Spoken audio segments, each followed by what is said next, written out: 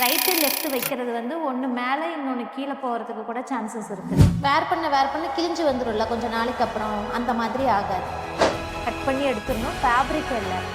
இந்த மேல கேன்வாஸ் வச்சிருந்தீங்கல்ல, இத மட்டும். சென்டர்ல வந்து கேப் ரொம்ப அப்படி ஒட்டி வச்சிட்டீங்கன்னு வச்சுக்கோங்களேன், இது ரெண்டும் டர்ன் பண்ணும்போது, இந்த ஃபேப்ரிக் வந்து உங்களுக்கு இடம் இல்லாம போயிடும். எடுத்துட்டா லைனிங் உங்களுக்கு எங்கேயுமே வந்து தெரியக்கூடாது. இப்போ இத எப்படி ஃபினிஷ் பண்ணலாங்கிறத பார்க்கலாம். Hi guys. நெறைய டிசைன்ஸ் வந்து நம்ம Pinterestல வந்து பார்த்துக்கிட்டே இருப்போம். ஸோ இன்னைக்கு நானும் அதே தான். இன்னைக்கு உங்களுக்கு ஒரு நெக் டிசைன் இதுலருந்து பண்ணி காட்ட போறேன். ஸோ இன்னைக்கு என்ன பண்ணலான்னா, இந்த நெக் டிசைன் எப்படி பண்றதுன்னு பார்க்கலாமா? இப்போ நம்ம பிக்சர்ல பார்த்துருந்தோம் இல்லையா? அது பிக்சர வச்சு நான் ட்ரா பண்ணியிருக்கேன். இது எப்படி நான் ட்ரா பண்ணேன் அப்படின்னா, செட் ஸ்கொயர் வச்சு ஃபர்ஸ்ட்டு ஒரு ஸ்ட்ரெய்ட் லைன் வந்து நான் ட்ரா பண்ணிக்கிட்டேன். பண்ணதுக்கப்புறம் ஒரு ஆர்ம்ஹோல் கர்வ் ஸ்கேல் எடுத்து ஃபர்ஸ்ட்டு இத ஷேப் பண்ணிக்கோங்க. ஷேப் பண்ணிட்டு, இதுக்கு ஏத்த மாதிரி எவ்வளோ தூரம் வேணுமோ, அவ்வளோ தூரத்துக்கு நீங்க இழுத்து விட்டுருங்க. விட்டுட்டு, இது வேணா நம்ம பாடிய பொறுத்து தான் சைஸ் இருக்கு. இது இவ்ளோ தான் பண்ணணும் அப்டின்லாம் இல்ல. ஸோ இது உங்க ஏன்னா சிலது குட்டி பாடியா இருக்கலாம். கிட்ஸுக்கு நீங்க பண்ணலாம். ஸோ நீங்க பாடி லென்த், விட்த் அதுக்கு ஏத்த மாதிரி நீங்க இந்த டிராஃப்ட் பண்ணிக்கோங்க. பண்ணிட்டு இந்த ஷேப் அப்டியே குடுத்துட்டு, அதே ஆர்ம் ஹோல் ஸ்கேல் வச்சு இங்க நான் வந்து கர்வ் பண்ணி எடுத்துட்டேன். ஓகே. இந்த மாரி நான் டிரா பண்ணிட்டேன். டிரா பண்ணிட்டு அப்படியே கட் பண்ணிக்க வேண்டியதான்.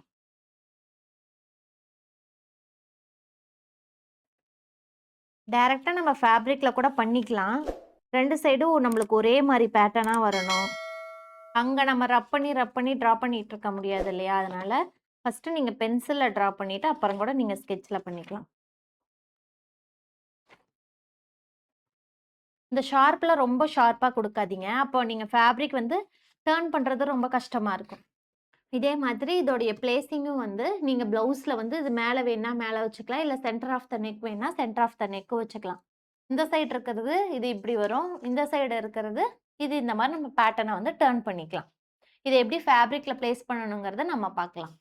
இப்போ நான் பேப்பர் கேன்வாஸ் எடுத்திருக்கேன். நார்மல் நம்ம சுடி ப்ளவுஸ்க்குலாம் யூஸ் பண்ணுவோம்ல, அதுதான் எடுத்திருக்கேன். எடுத்தீங்கனாவே தெரியும். இந்த 2 டிசைன் கவர் ஆகுதா? அப்படிங்கிற அந்த அளவுக்கு எடுத்துக்கிட்டீங்கனாவே போதும்.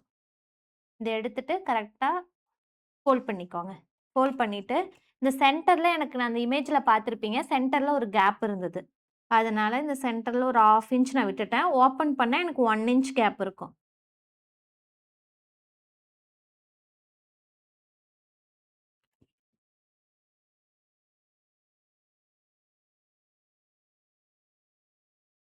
இந்த அளவுக்கு. இந்த கேப் வந்து ஓகேவான்னு பார்த்துக்கோங்க. இன்கேஸ் இல்ல இந்த கேப் எனக்கு அதிகமா இருக்கு. இன்னும் எனக்கு கொஞ்சம் ஸ்பேஸ் வேணும்னா கூட நீங்க விட்டுக்கலாம். நான் இன்னும் கொஞ்சம் கம்மி பண்ணிக்கிறேன். எனக்கு அதிகமா இருக்கு.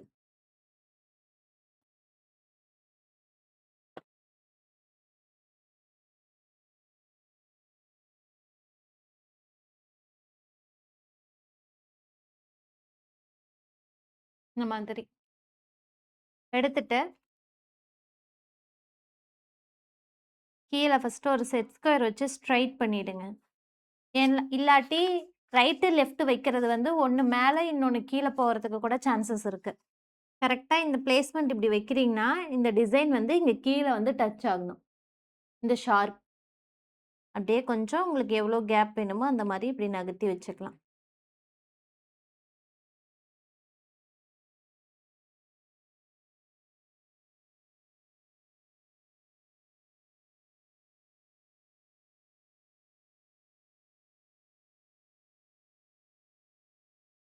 இந்த மாதிரி.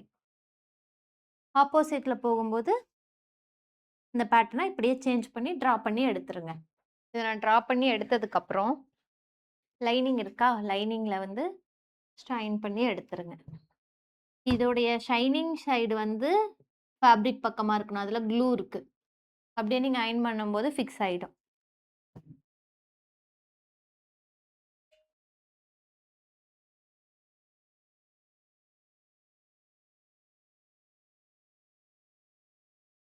இந்த மாரி நெக் எல்லாமே வந்து க்ளோஸ் நெக்ல தான் வைப்பாங்க. ஸோ இதுக்கான ஒரு பேக் பேட்டர்ன் எடுத்திருக்கேன். இந்த பேக் பேட்டர்ன நெக்கும் கீழயும் அடிச்சு, நீங்க நம்ம யூசுவலா கன்சீல் பண்ணுவோம்ல, அந்த மாதிரியும் பண்ணிக்கலாம். இல்ல நெக் தனியாவும், இது தனியாவும் அடிச்சுக்கலாம். இல்ல நெக் ஃபினிஷ் பண்ணிட்டு கீழ ஸ்ட்ரிப் வச்சு ஃபினிஷ் பண்ணிக்கலாம். ஸோ பேக் எப்படினாலும் ஃபினிஷ் பண்ணி அத எடுத்துருங்க.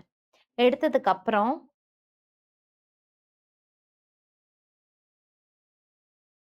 கரெக்ட்டா ஃபோல்ட் பண்ணி, இதோடைய சென்டர்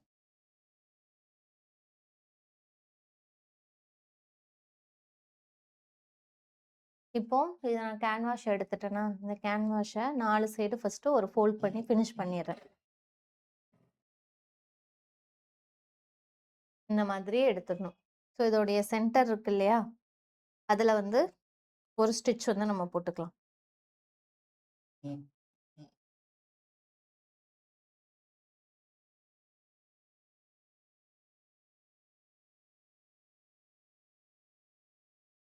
இந்த சென்டர் மென்ஷன் பண்றதுக்காக ஒரு ஸ்டிட்ச் நான் வந்து போட்டுட்டேன். இப்போ பேக் பேட்டர்ன் எடுத்துக்கணும். இப்ப நான் என்ன சொன்னேன், பேக் பேட்டர்ன்ல நெக் வந்து ஃபினிஷ் பண்ணியாச்சு. கீழ பாட்டமும் ஃபினிஷ் பண்ணியாச்சு. நீங்க எல்லாம் நெக் மட்டும் ஃபினிஷ் பண்ணி எல்லா சைடும் ஸ்டிச் மட்டும் குடுத்து வச்சுக்கலாம். கீழ மட்டும் ஸ்ட்ரிப் மட்டும் வச்சு டர்ன் பண்றதுனாலும் லாஸ்ட்டா பண்ணிக்கலாம். ஸோ இதோடைய சென்டர்ல எனக்கு அயனிங் இருக்கு. இதோடைய சென்டர்ல ஸ்டிட்ச் இருக்கு. எனக்கு எந்த பிளேஸ்மென்ட் வேணுமோ, அந்த பிளேஸ்மென்ட்ல நான் பண்ணிக்கலாம். இப்போ எனக்கு இங்க 1/2 இன்ச் போயிடுமா? இப்போ இங்கேயும் எனக்கு 1/2 இன்ச் போயிடும். 1/2 இன்ச் போயிடுச்சுன்னா, எனக்கு கீழ வந்து 1 இன்ச் அளவுக்கு இந்த டிசைன்ல இருந்து நீங்க கால்குலேட் பண்ணணும். எவ்வளோ ஸ்பேஸ் வேணுங்கிறது. இல்ல இந்த டிசைன்ல இருந்து இங்க கால்குலேட் பண்ணணும். இல்ல சென்டர்ல வேணும்னாலும், அது நீங்க ஏத்த மாரி சென்டர்ல வச்சுக்கலாம். மேல வேணும்னாலும், எனக்கு ரொம்ப இங்க கீழ டீப் வேணாம். இங்க ஸ்ட்ராப் போடுற ஏரியா வருது அப்டின்னா, ஸோ அதுக்கு ஏத்த மாரி நீங்க மேல வைக்கிறனாலும் மேல வச்சுக்கலாம். ஓகே. நான் சென்டர்லயே வைக்கிறேன். கரெக்ட்டா இந்த ஃபோல்டு இருக்கு இல்லையா? Centre fold. இந்த ஃபோல்டுல இருந்து இந்த இது. இல்ல எனக்கு ஃபோல்டே சரியா தெரியல அப்டின்னா, இப்டி 2ஆ மடிச்சுட்டு, இப்டி சென்டர் வந்து மார்க்கர் வச்சு மார்க் பண்ணிக்கலாம். ஓப்பன் பண்ணீங்கன்னா இந்த சென்டர் நான் லைன் போட்டது தெரியுதா? அதே மாரி இதோட சென்டர்.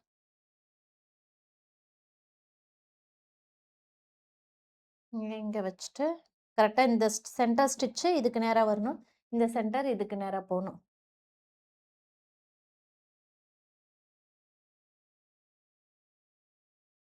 இப்போ இதே டிசைன்ல நான் அப்படியே ஸ்டிட்ச் பண்ணி எடுக்கிறேன்.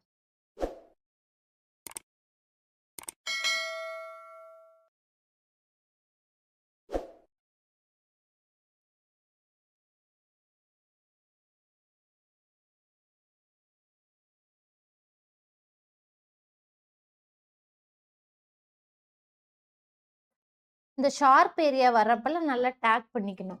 டேக் பண்ணீங்கன்னா, அந்த ஷார்ப் ஏரியால அந்த ஃபேப்ரிக் ஒரு மாரி அ வேர் பண்ண கிழிஞ்சு வந்துரும்ல கொஞ்ச நாளைக்கு அப்புறம். அந்த மாதிரி ஆகாது.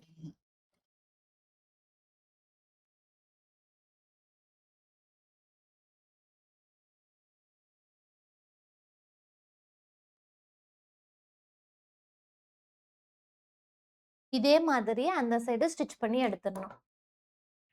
இப்போ இதுவும் நான் ஸ்டிட்ச் பண்ணி எடுத்துட்டேன். எடுத்ததுக்கப்புறம் இந்த ஃபேப்ரிக் எடுத்துட்டு, நான் ஃபேப்ரிக்கோட ரைட் சைட்ல தானே அடிச்சிருக்கேன். பேக் சைடு லைனிங்கும் சேர்த்து கட் ஆகும். இத எடுத்துட்டு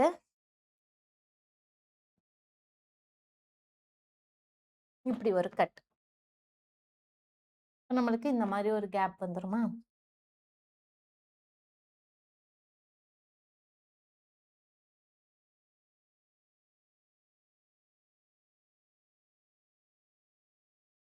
இந்த மாரி கட் பண்ணிடணும். ஷார்ப் சைடு நல்லா கட் குடுத்துக்கணும்.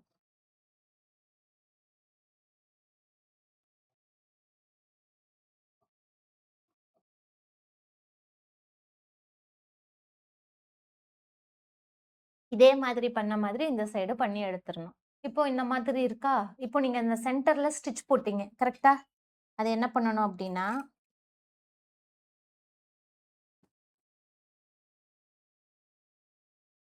கட் பண்ணி எடுத்துறணும். ஃபேப்ரிக் இல்ல. இந்த மேல கேன்வாஸ் வச்சிருந்தீங்கல்ல, இத மட்டும். இப்ப இது என்ன ஆகும்? நல்லா எல்லா பக்கமும் கட் குடுத்தாச்சு. ஸ்டிச்ச கட் பண்ணக்கூடாது. இந்த ஸ்டிச்ச ஒட்டி தான் கட் பண்ணணும். இப்ப இந்த சைடு இருக்கிறது என்ன ஆகுது?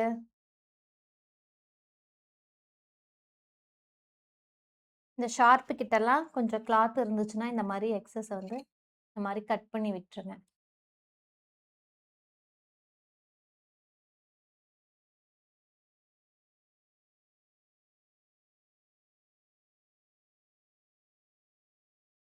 இப்போ இது ஃபினிஷ் பண்ணியாச்சு. பேக் சைடு உங்களுக்கு இந்த மாதிரி இருக்கு. இத ஃபர்ஸ்ட்டு ஒரு அயர்ன் பண்ணிக்கலாம் நாம. இப்போ நான் டர்ன் பண்ணதுக்கப்புறம், அப்படியே வச்சு அயர்ன் பண்ணிட வேண்டியதான். முக்கியமான பாயிண்ட் என்னன்னா, இந்த சென்டர்ல வந்து கேப் ரொம்ப அப்படி ஒட்டி வச்சுட்டீங்கன்னா வச்சுக்கோங்களேன், இது 2ம் டர்ன் பண்ணும்போது, இந்த ஃபேப்ரிக் வந்து உங்களுக்கு இடம் இல்லாம போயிடும். அதையும் பார்த்துக்கோங்க. ஸோ அதுக்கேத்த மாரி கொஞ்சம் ஸ்பேஸ் வச்சுக்கோங்க. கரெக்ட்டா பேக் சைடு டர்ன் பண்ணி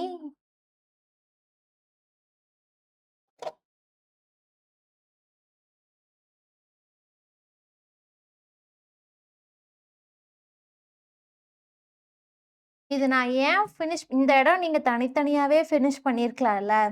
ஏன் நீங்க சென்டர்ல ஸ்டிச் போட்டுட்டு லாஸ்ட்டா கட் பண்ணி விட்டீங்க? இது இந்த ரா எட்ஜ் இப்படியே தெரிஞ்சா பரவாயில்லன்னா, அது ப்ராப்ளம் கிடையாது. இது தனியா நீங்க எடுத்து, இது தனியா எடுத்து, ஒரு பாயிண்ட் இந்த ஷார்ப் வந்து மேல கீழ போனாலும் உங்களுக்கு டிசைன் வந்து நீட்டா தெரியாதுல்ல. அதுக்காக தான். நான் 2ம் இது பண்ணாம அப்படியே வச்சு பண்ணேன். லாஸ்ட்டா கட் பண்ணி விட்டுக்கலாம். இதெல்லாம் எல்லா சைடும் ஹெம் பண்ணிக்கோங்க. ஹெம் பண்றதுக்கு முன்னாடி ஃபியூசிங் டேப் எடுத்துட்டு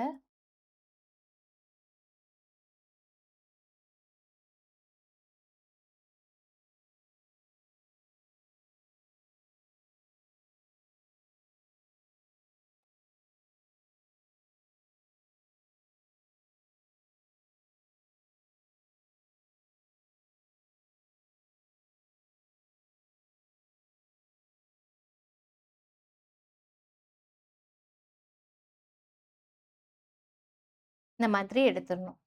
எடுத்துட்டா லைனிங் உங்களுக்கு எங்கேயுமே வந்து தெரியக்கூடாது. இப்போ இத எப்படி ஃபினிஷ் பண்ணலாங்கிறத பார்க்கலாம். இன்னைக்கு நான் நெட் ஃபேப்ரிக் எடுத்திருக்கேன். இந்த நெட் ஃபேப்ரிக் அடியில வச்சுட்டு, நீங்க சிங்கிள் கிளாத் வேணுனா சிங்கிள் கிளாத் வச்சுக்கலாம். டபுள் கிளாத் வேணுனா கொஞ்சம் நல்லா திக்காவும் இருக்கும். லைஃப் நல்லா வரும். இந்த மாரி வைக்கும்போது உங்களுக்கு தெரியுதா கிளிட்டரியா? இந்த மாதிரி தான் இங்க ஃபேப்ரிக் நான் வந்து குடுத்துருக்கேன். இத அப்படியே வச்சு ஸ்டிச் பண்ணிக்கலாம். நெட் உங்களுக்கு எதுவும் பண்ண தேவையில்ல. நெட் வந்து உங்களுக்கு ஃப்ரே ஆகாது.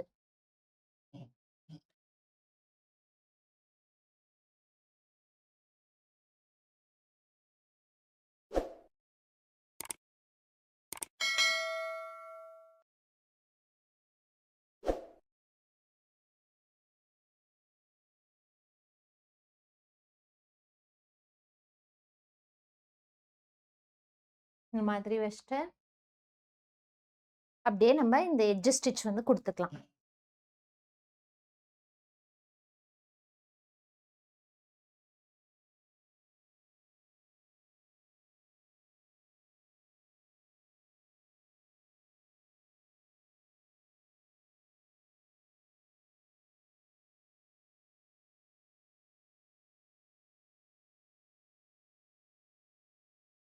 இந்த மாதிரி ஸ்டிச் பண்ணணும். இதே மாரி இந்த சைடும் ஸ்டிச் பண்ணிக்கணும். ஆஃப்டர் ஃபினிஷிங்க்கு அப்புறம் இந்த எக்ஸஸ கட் பண்ணி விட்டுருங்க.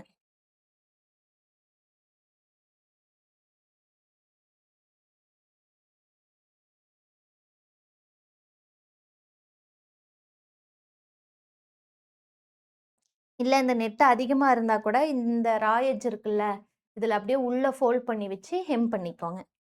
நெட்டு மெஜாரிட்டி ஃப்ரே ஆகாது. அப்படியே தான் இருக்கும். இப்போ கட் பண்ணதுக்கப்புறம் இந்த மாதிரி இருக்கு. இது கண்டிப்பா ட்ரை பண்ணி பாருங்க. டெக்கரேட்டிவ் பட்டன்ஸ் வேணாலும் நீங்க சென்டர்ல வந்து குடுத்துக்கலாம். ஓகே. அவ்வளோதான் முடிஞ்சது. நெக்ஸ்ட் இன்னொரு வீடியோல உங்கள பார்க்குறேன். Thank you.